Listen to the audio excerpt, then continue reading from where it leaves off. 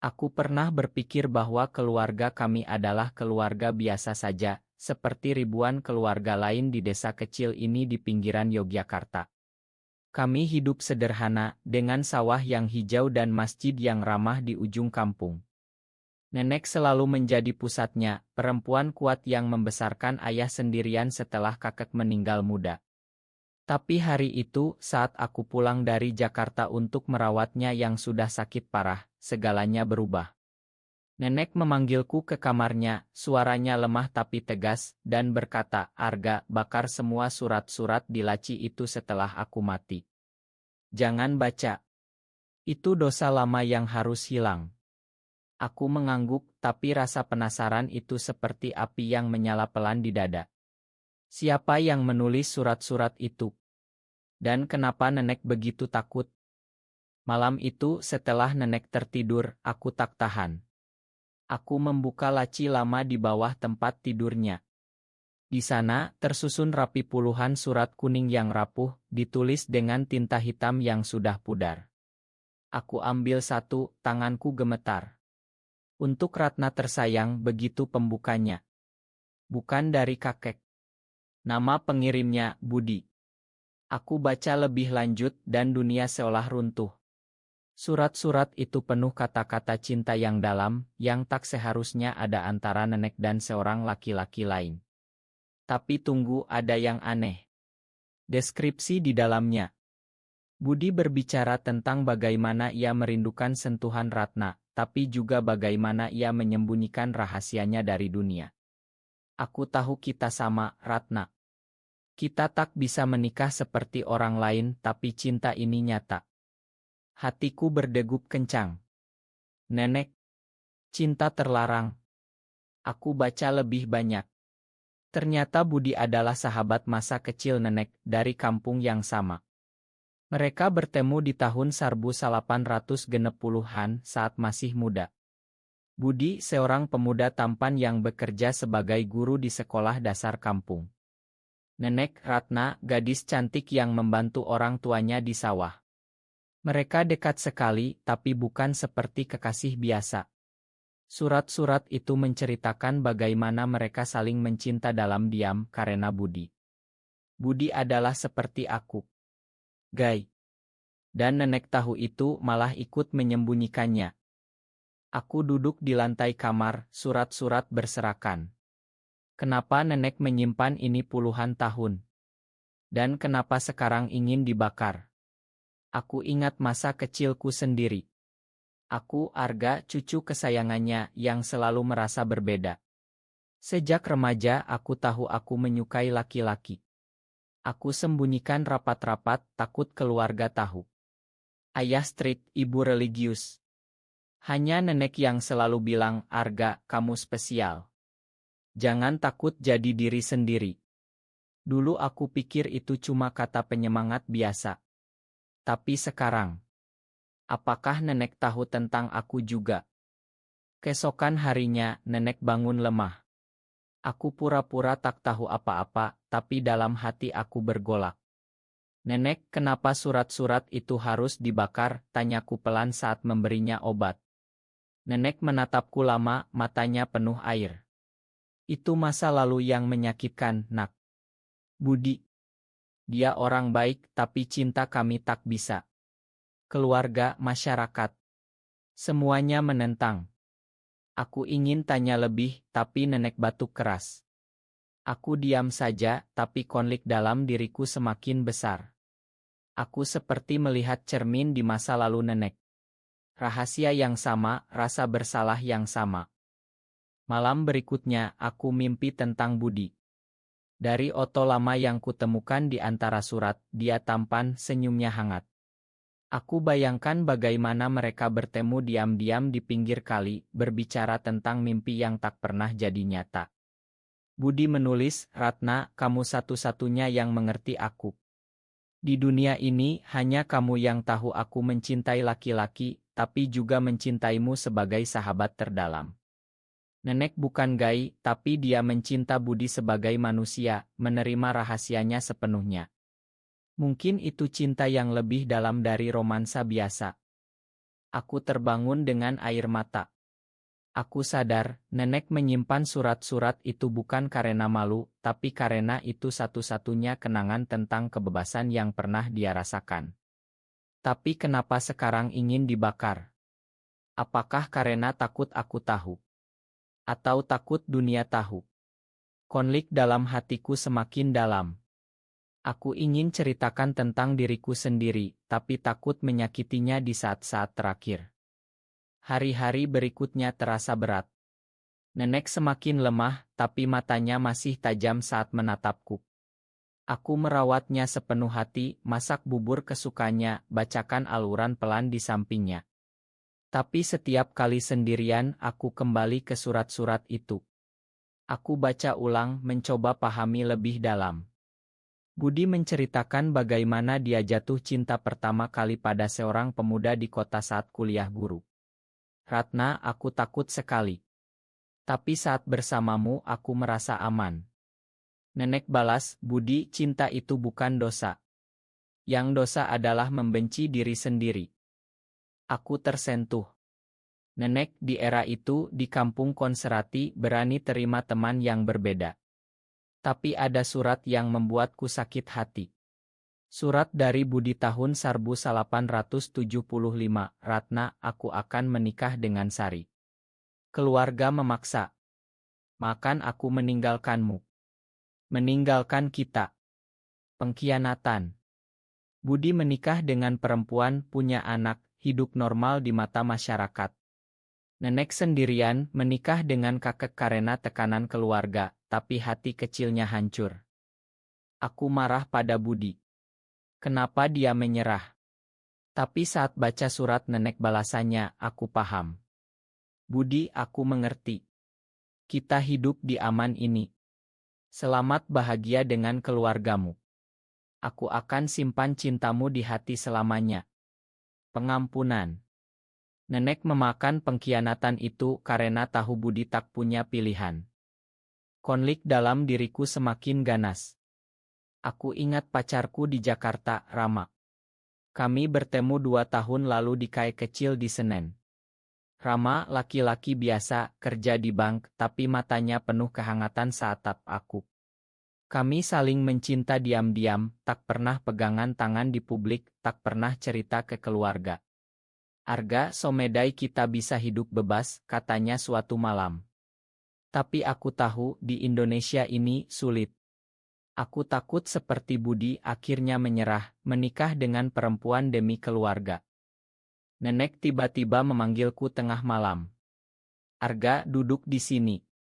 Suaranya gemetar. Aku duduk, pegang tangannya yang dingin. Aku tahu kamu baca surat-surat itu. Aku terkejut, mau minta maaf, tapi nenek lanjut, tak apa. Mungkin sudah waktunya kamu tahu. Air matanya jatuh. Budi. Dia cinta pertamaku meski bukan seperti suami istri. Dia gay, nak. Dan aku satu-satunya yang tahu, yang terima dia apa adanya. Aku menangis. Nenek. Aku juga. Kata-kata itu tersendat. Nenek tatap aku dalam, lalu peluk aku erat. Aku tahu dari kecil. Matamu sama seperti Budi dulu. Penuh rahasia, penuh takut. Hatiku lega sekaligus sakit. Lega karena akhirnya terbuka, sakit karena nenek simpan ini sendirian puluhan tahun. Nenek cerita lebih banyak.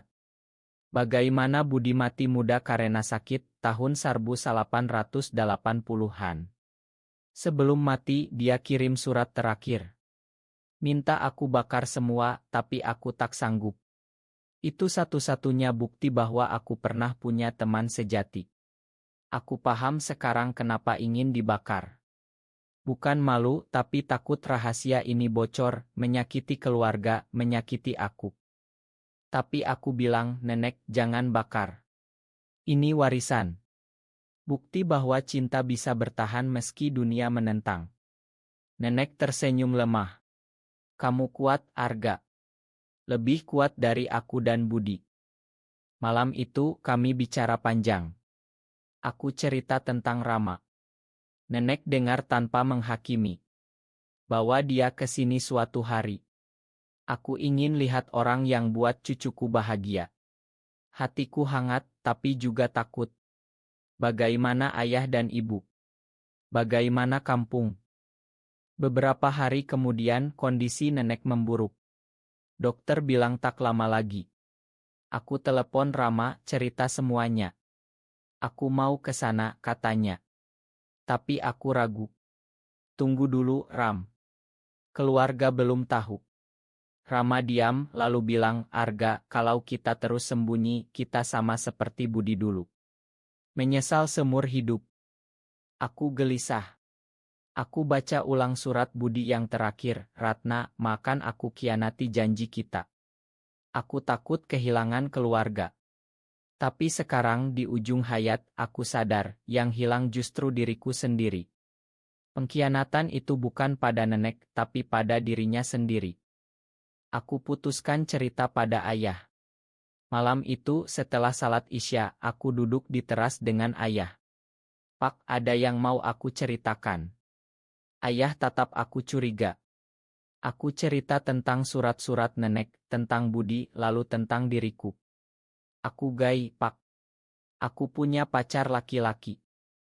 Ayah diam lama. Wajahnya merah, tangannya mengepal. Kamu gila. Ini aib. Keluar dari rumah ini. Katanya kasar. Aku sakit hati, tapi tak mundur. Pak, nenek tahu dan terima aku. Kenapa bapak tidak? Ayah bangun, masuk rumah tanpa kata. Ibu menangis di kamar. Konflik keluarga meledak. Saudara-saudara datang, bisik-bisik. Kampung mulai bergunjing. Cucu Bu Ratna aneh, katanya. Aku merasa sendirian lagi. Tapi nenek, meski lemah, pegang tanganku erat. Jangan menyerah, nak. Aku dulu menyerah demi keluarga, tapi sekarang menyesal. Rama datang diam-diam malam itu.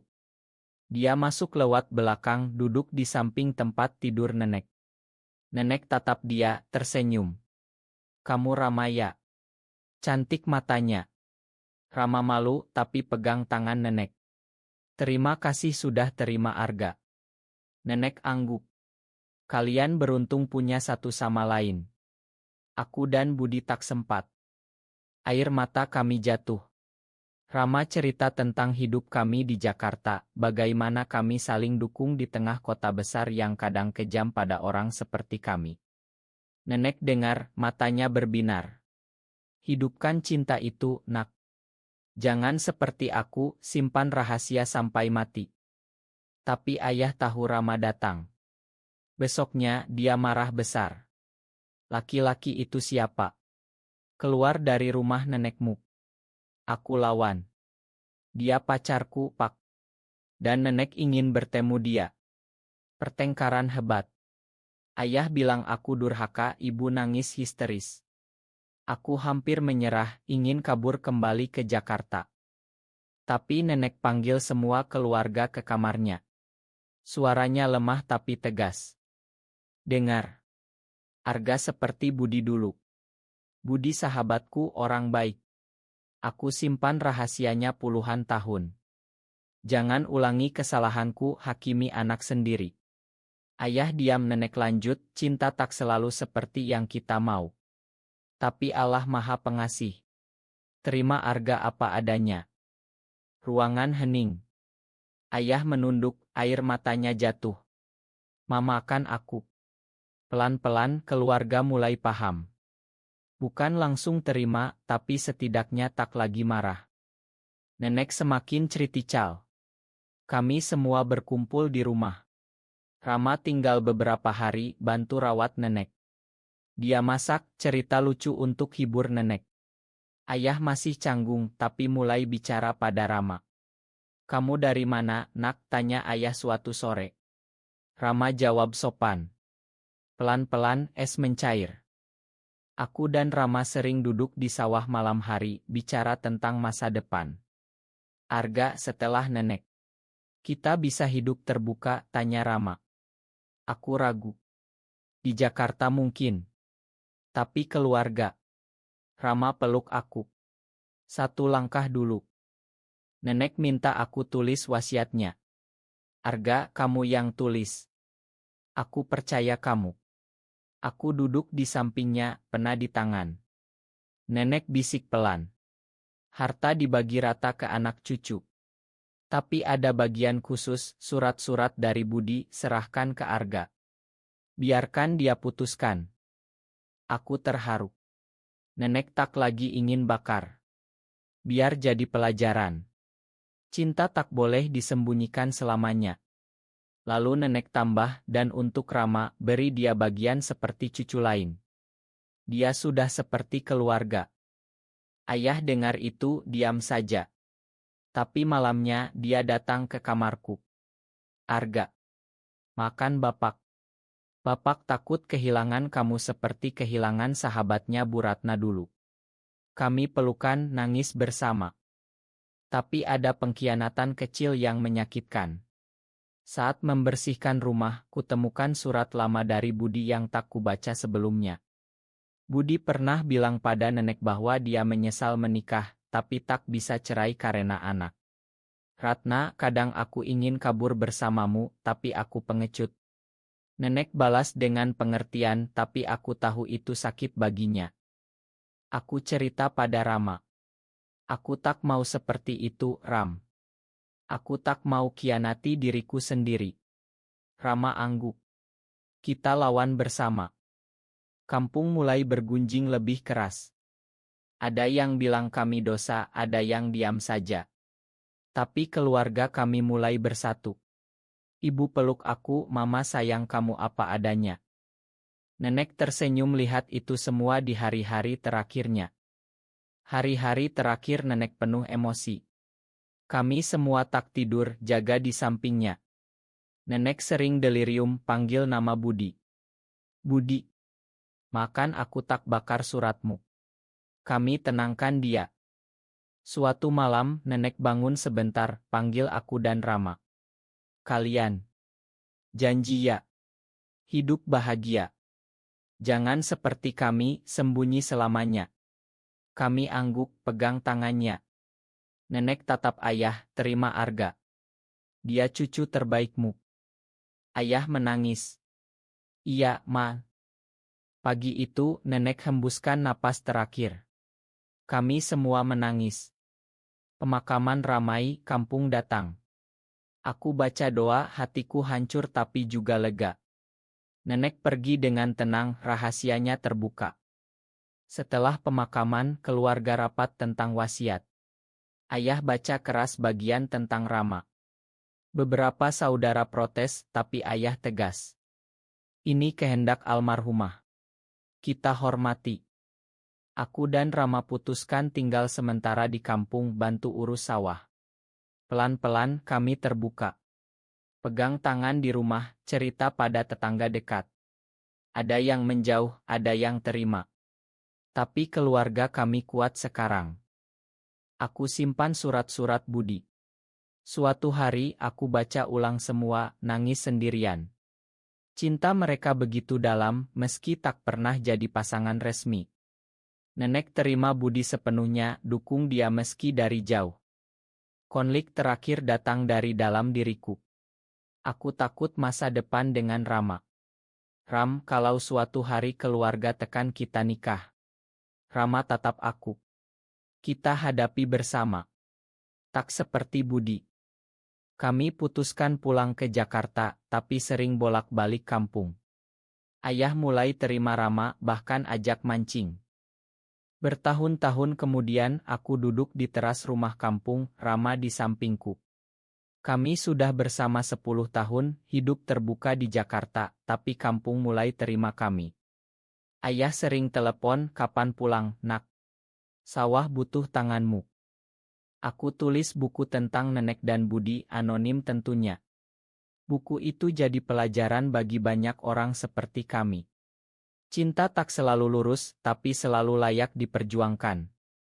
Surat-surat itu aku simpan rapi. Kadang aku baca, ingat nenek. Dia yang ajarkan aku berani. Meski ada pengkhianatan masa lalu, pengampunan nenek yang buat semuanya indah. Kami nikah sederhana di luar negeri, keluarga datang diam-diam, ayah peluk kami, selamat, anakku. Hidup tak sempurna, tapi penuh cinta. Seperti yang nenek bilang, cinta itu anugerah, meski bentuknya beda. Aku tersenyum lihat Rama tertidur di pangkuanku. Terima kasih, nenek. Terima kasih, Budi. Kalian buka jalan bagi kami. Cinta menang meski pelan.